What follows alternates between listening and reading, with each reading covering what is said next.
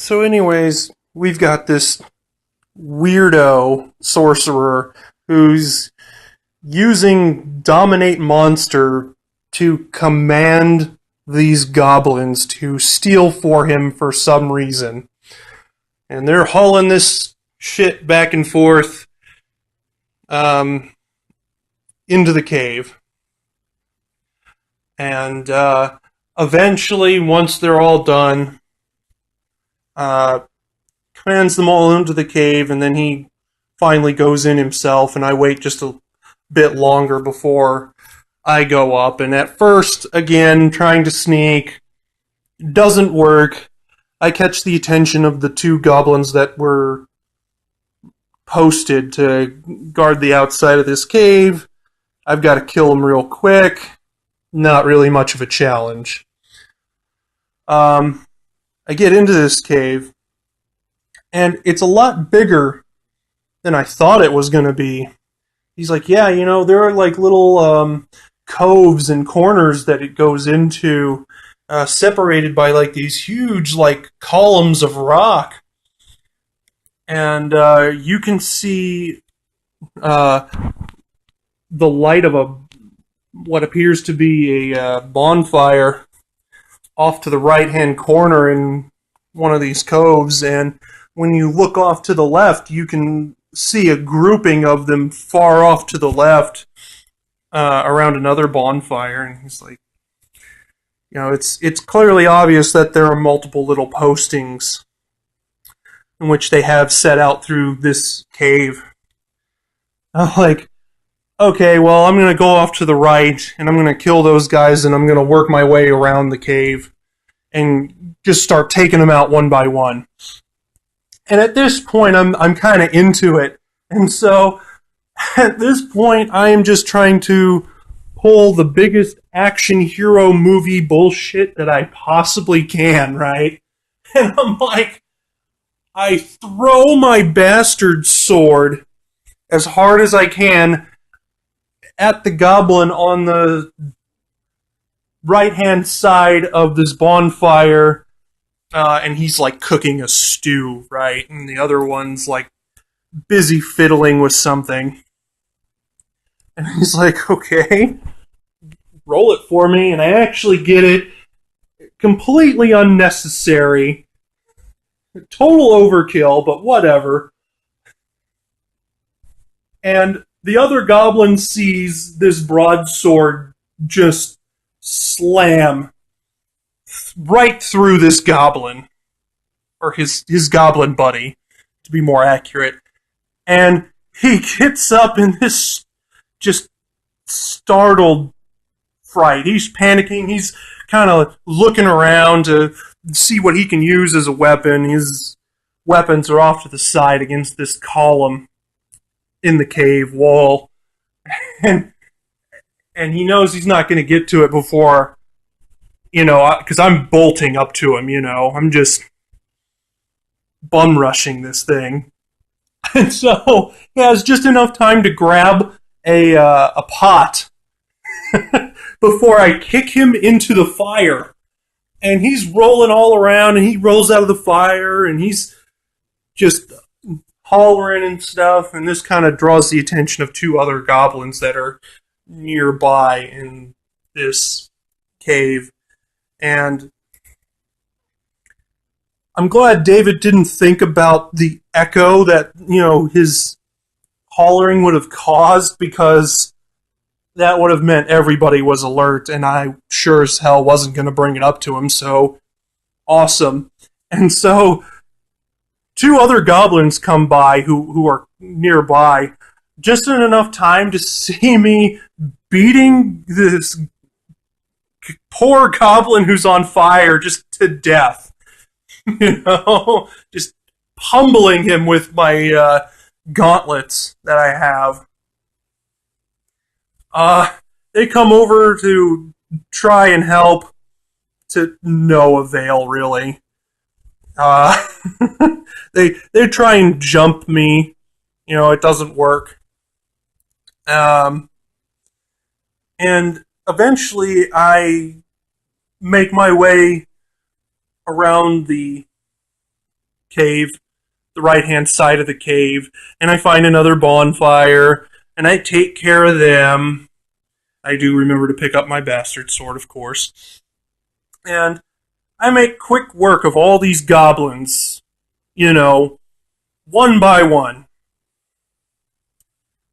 Or, well, one group by one group.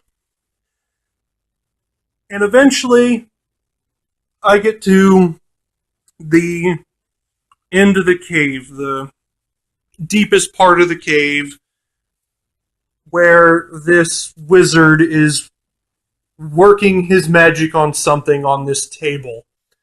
It looks like he's got an assorted bunch of, wool furs and stuff like that, and, there are boots off to the side, and, but of course, he hears me coming because I'm in plate mail. And the second he does, he is just trying everything he possibly can to just keep me away and just, he's trying to freeze me with some kind of, frost ray. Not too sure what it was, and I'm still not. But, whatever. I was new to the game. Give David a pass on bullshit. I don't know. I wasn't even too sure what level he was, really. But anyways, and you would think that if he could dominate monsters, he'd be a high level. Which really wouldn't work because this is like a level 1 solo adventure, right? So clearly David was pulling some bullshit, but it's okay. So he's trying to freeze me, and with his other hand, he's trying to magic missile me, and he's just doing whatever he can to just kill me before I can get to him and try to keep me away from him, just try to back me, away, right? And at one point in time, because he's calling out for his goblins and stuff, and no one's coming because I've killed them all. And so, at one point in time, he summons these 2 undead goblins in between slinging magic at me left and right. And he sicks them on me, but I make quick work of them. And inevitably, I just power through all of his shit. And I make it up to him, and there's just no quarter to be had here. He's going down, doesn't matter what he says to me. And he does try to say something along the lines of, wait, doesn't matter. I come down on him in between his neck and his shoulder with my bastard sword, and I just, split him right down, just with one swing, just,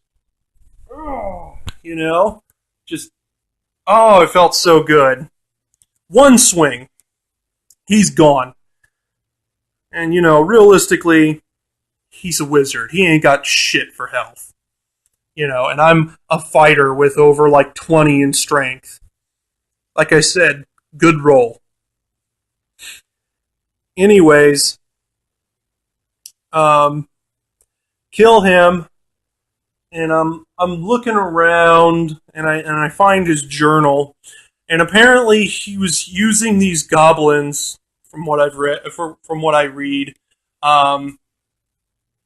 to steal stuff from people so he can enchant them, he can enchant whatever he gets from them mystically and sell them on some sort of magic black market with some people that he's involved with, as this get-rich-quick scheme, right? And, I guess I just ended that. So, I did take his helm, because I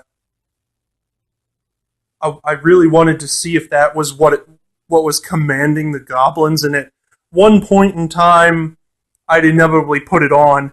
It had the same stats as the helm that I had on. So at one point in time, I did in fact put it on in a later game when we came across some goblins, and I tried to command goblins, and it didn't work. So it's whatever. I didn't keep the helm because it was really ridiculous, and I didn't want to stroll into a town or a village looking like some sort of barbaric Viking and just scaring the shit out of people. So I ended up just selling it and keeping my old helm.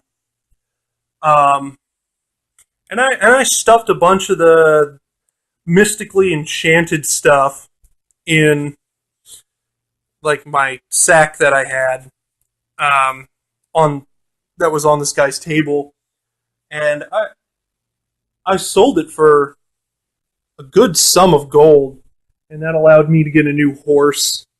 Of course, I wasn't too savvy as to what the actual going price of mystically enchanted items were, so realistically, I probably did get ripped off to a degree, but it's fine. At the end of the day, I had a lot of fun, and David was like, "So, man, what'd you think? Would you maybe like to play another game?" I'm like, "You know what, man? Yeah." He's like, "Same time next week?" I'm like, "Yeah, sure." It's like, awesome. And so that was kind of the first game to reintroduce me into D&D, and I've been playing ever since.